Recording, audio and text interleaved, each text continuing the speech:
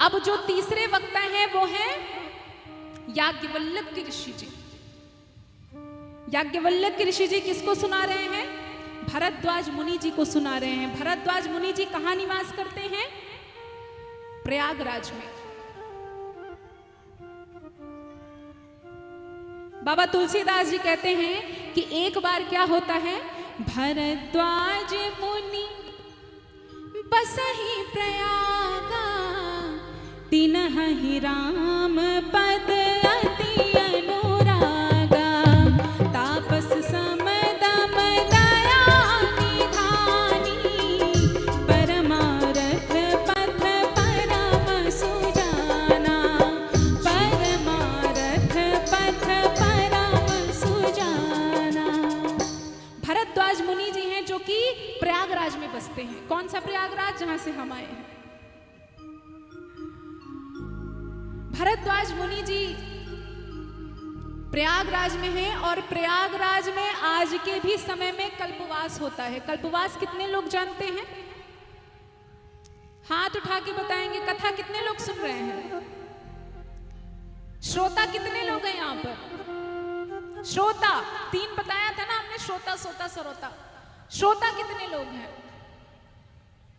वाह वाह वाह वाह। इधर तो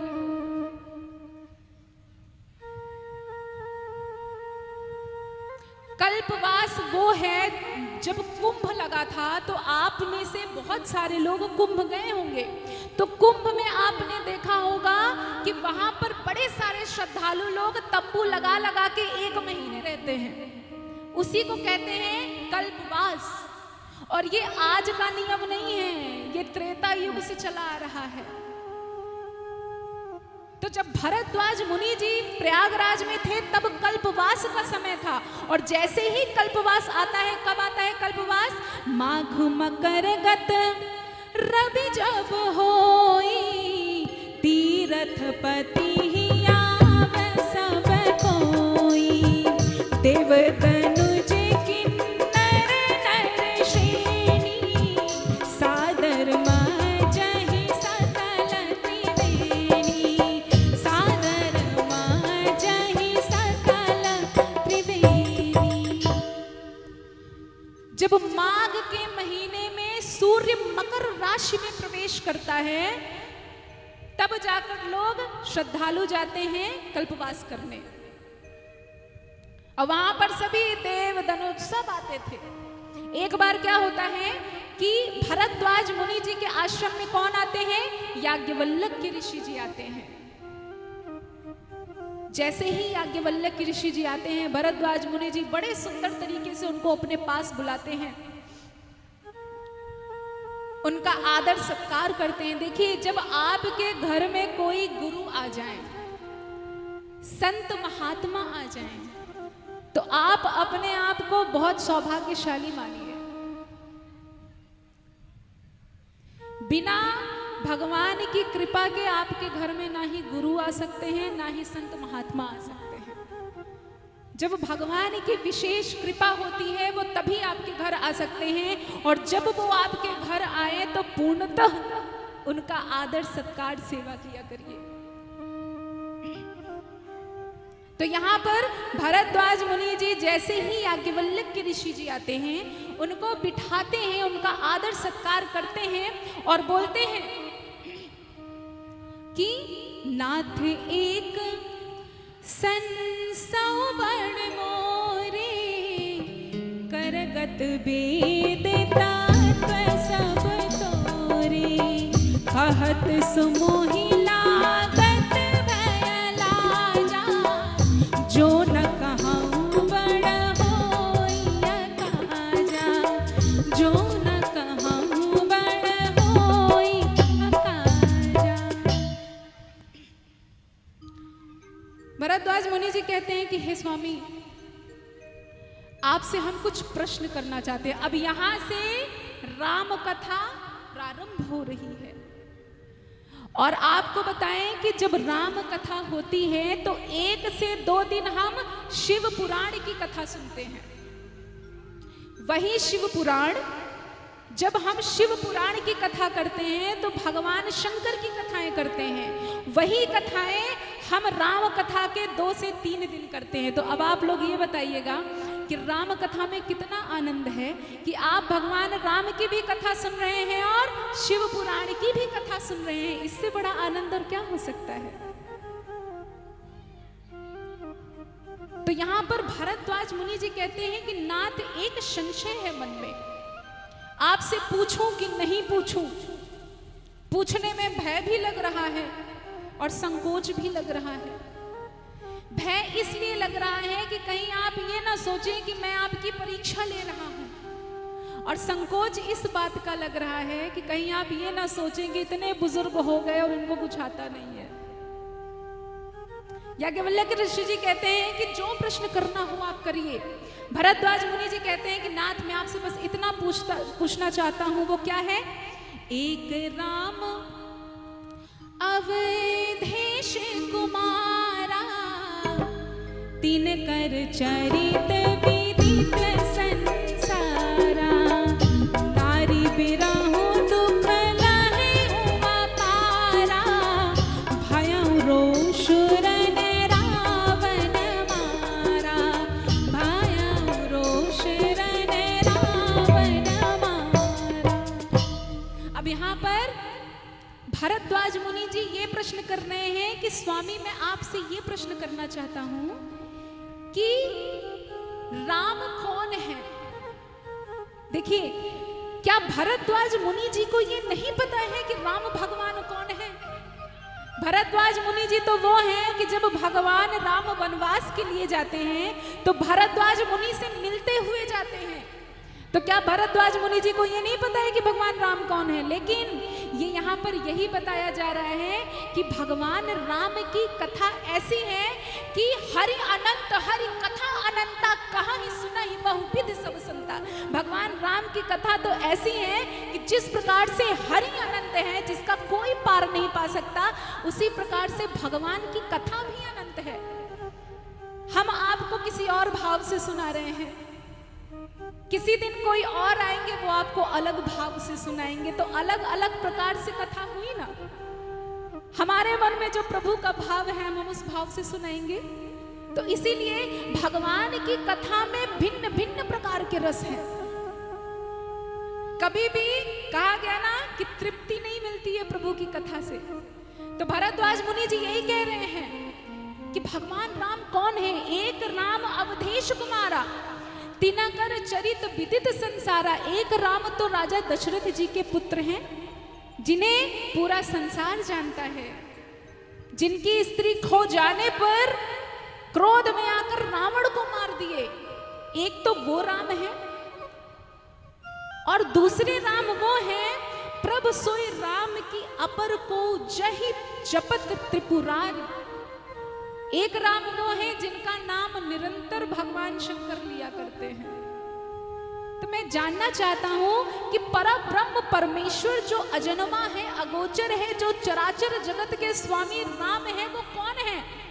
वो राजा दशरथ के पुत्र हैं या फिर जिनका भोले बाबा नाम जपते रहते हैं वो है। अब यहां पर एक बात आती है, दर्शन करिएगा, ध्यान से सुनिएगा। भगवान शंकर और भगवान विष्णु में कभी भी भेद नहीं करना चाहिए।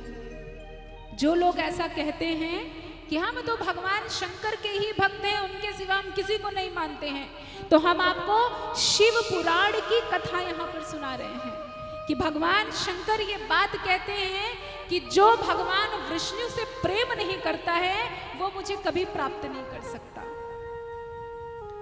अगर भगवान शंकर की भक्ति प्राप्त करनी है तो भगवान विष्णु से प्रेम करिए, और अगर भगवान विष्णु की भक्ति प्राप्त करनी है तो भगवान शंकर से प्रेम करिए।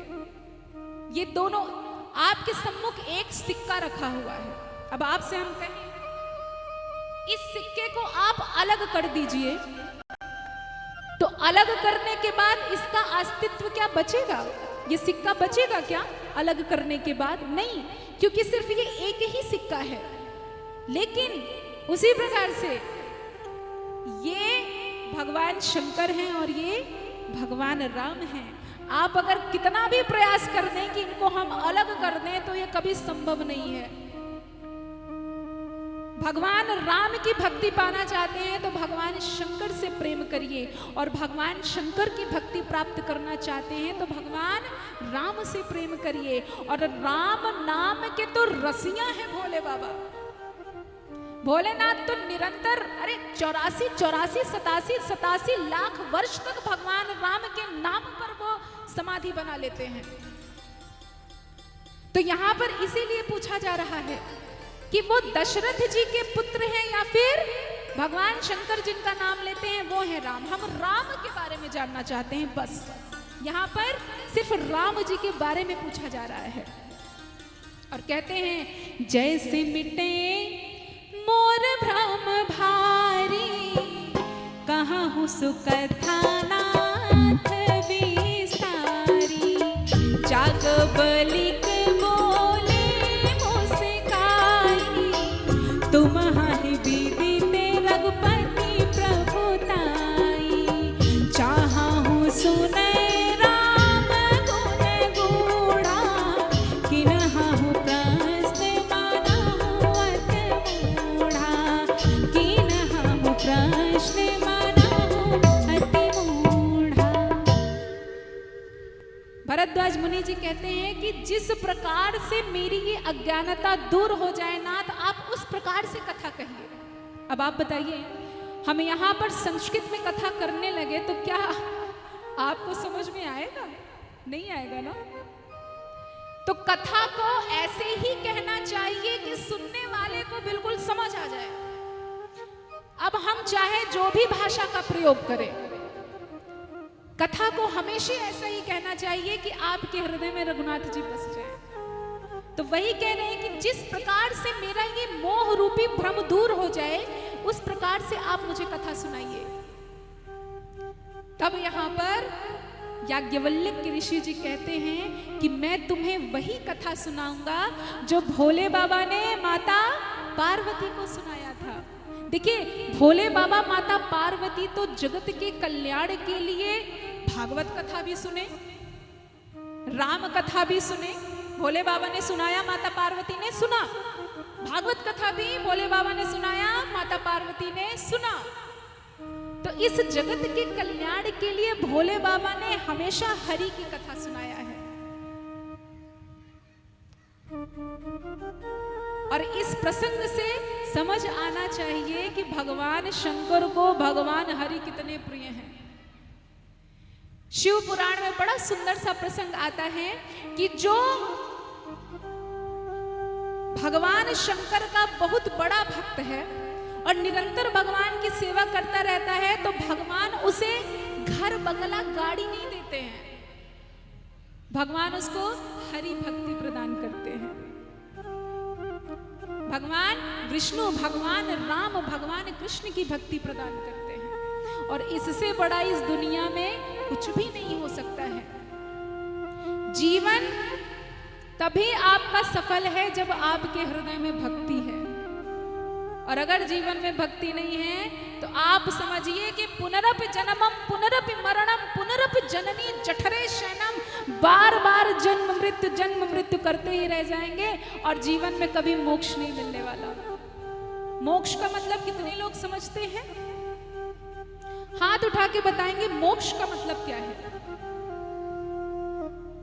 मोक्ष का मतलब क्या ये होता है कि बार बार जन्म मृत्यु करते रहें, यही होता है मतलब ना? नहीं होता, हमें तो यही पता था। मोक्ष का मतलब होता है कि कभी इस धरती में आना ही नहीं है मृत्यु के बाद। और इससे सुंदर बात इस संसार में नहीं हो सकता। और ये तभी संभव हो सकता है जब आप निरंतर भगवान का नाम जपते रहिए। निरंतर भगवान से कहिए सीताराम सीताराम भज प्यारे, बोलो राधे श्याम। सीताराम सीताराम भज प्यारे तू राधे श्याम। सीताराम सीताराम भज प्यारे, बोलो राधे श्याम। सीताराम प्यारे तू हाथ उठा के। राधे श्याम। सीताराम बोलो सीतारामा, भज प्यारे बोलो राधे श्याम। सीताराम बोलो सीतारामा, भज प्यारे बोलो राधे श्यामा। सीताराम बोलो सीतारामा, भज प्यारे बोलो